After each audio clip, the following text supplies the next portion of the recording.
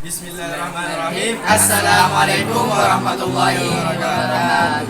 Perkenalkan, kami dari kelas 10A akan melakukan praktek cara pembuatan tempe pada video kali ini. Simak videonya dengan baik. Oke teman-teman, sebelum kita masuk terhadap proses pembuatannya, pastinya kita harus tahu apa bahan dan alat-alatnya. Simak video. Tempe adalah makanan tradisional dari Indonesia yang dibuat dari fermentasi oleh jamur Rhizopus sp pada bahan baku kedelai. Tahapan pertama yaitu perendaman. Tujuan dari perendaman adalah agar terjadi fermentasi asam laktat dan dapat menimbulkan kedelai menjadi asam sehingga proses pertumbuhan tempe dapat terjadi. Pada saat perendaman ini juga diberi ileran atau lendir kacang kedelai supaya bau asam dan busa yang ditimbulkan dapat keluar sehingga mempercepat proses keasaman kedelai. Dan tahapan selanjutnya akan dijelaskan oleh Samsul Arifin. Tahap kedua yaitu penggilingan. Kacang kedelai digiling dengan penggunaan mesin penggiling supaya bijinya terbelah menjadi dua dan juga kulit pada bijinya lepas.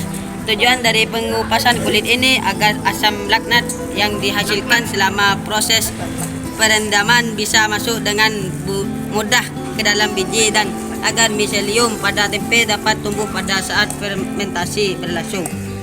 Tahap ketiga adalah pencucian. Tujuan dari pencucian ini supaya bau asam yang ditimbulkan hilang dan juga lendir yang dihasilkan oleh bakteri asam laktat pada kedelai dan kacang merah hilang. Adanya lendir pada tahap ini dapat menghambat proses fermentasi. Tahap keempat yaitu perebusan. Tujuan dari perebusan yaitu membuat biji kacang kedelai menjadi lunak. Perebusan juga bertujuan untuk mematikan bakteri yang masih hidup selama proses perendaman. Tahap kelima yaitu pendinginan.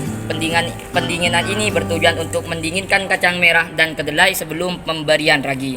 Pendinginan juga bertujuan supaya kedelai dan kacang merah mengering. Oke teman-teman, kita masuk pada tahap ke-6 yaitu peragian. Setelah didinginkan, dibagi ragi sebanyak setengah sendok makan dan diaduk hingga homogen. Dalam ragi tempe ini mengandung jamur Rhizopus sp.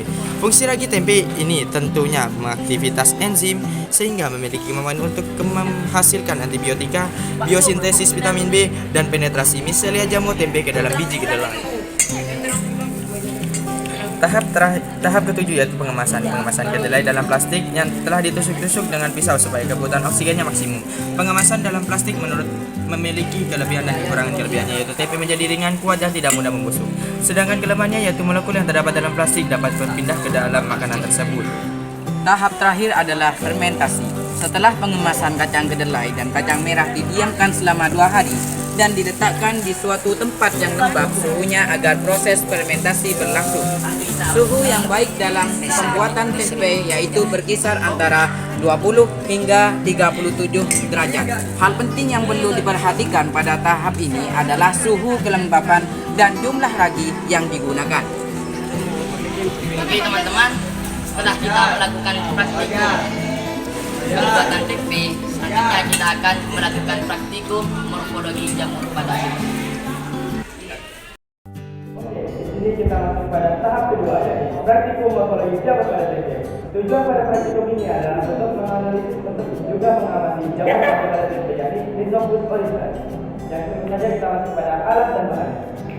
Adapun alat dan bahannya yaitu yang pertama mikroskop dan yang kedua kaca preparat, yang ketiga kaca penutup, yang keempat rinset, yang kelima pipet tetes.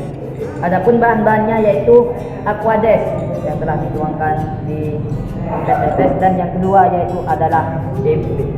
Oke, kita masuk pada tahap yang kedua yaitu prosedur kerja. Yang pertama kita pastikan semua alat di sini steril dan bersih agar tidak terkontaminasi dengan yang lainnya. Ambil jamur pada tempe menggunakan pipet. Kita langsung masukkan jamur pada kacang preparat. Kita ambil sedikit saja, jangan terlalu banyak dan jangan terlalu sedikit.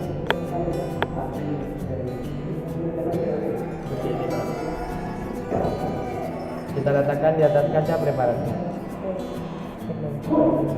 Setelah itu kita teteskan aquades di atas jamur tadi, jangan terlalu banyak, sedikit dulu.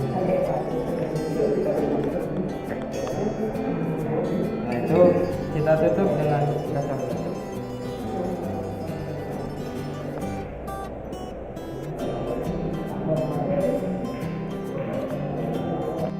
Setelah itu kita masukkan terhadap meja preparat. Kita buka dulu mesinnya. Pastikan ini sudah ada di batas pojok meja preparatnya. Setelah itu kita lepaskan mesinnya. Setelah seperti ini, kita hidupkan lampunya. Kita sesuaikan sesuai dengan jamur yang ingin kita tulis. Kurang lebih seperti ini. Setelah itu kita menggunakan lensa yang paling kecil terlebih dahulu untuk melihatnya. Kita putar ke atas. Di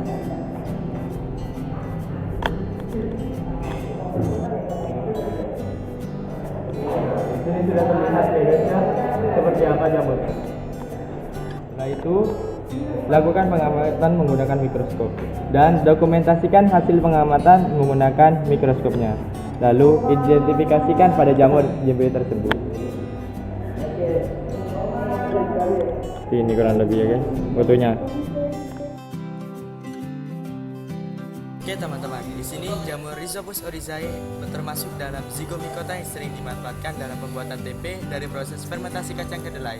Karena Rhizopus oryzae ini sering menghasilkan enzim fitase yang memecah fitat membuat komponen makro pada kedelai dipecah menjadi komponen mikro sehingga tempe lebih mudah dicerna dan zat gizinya lebih mudah terserap tubuh.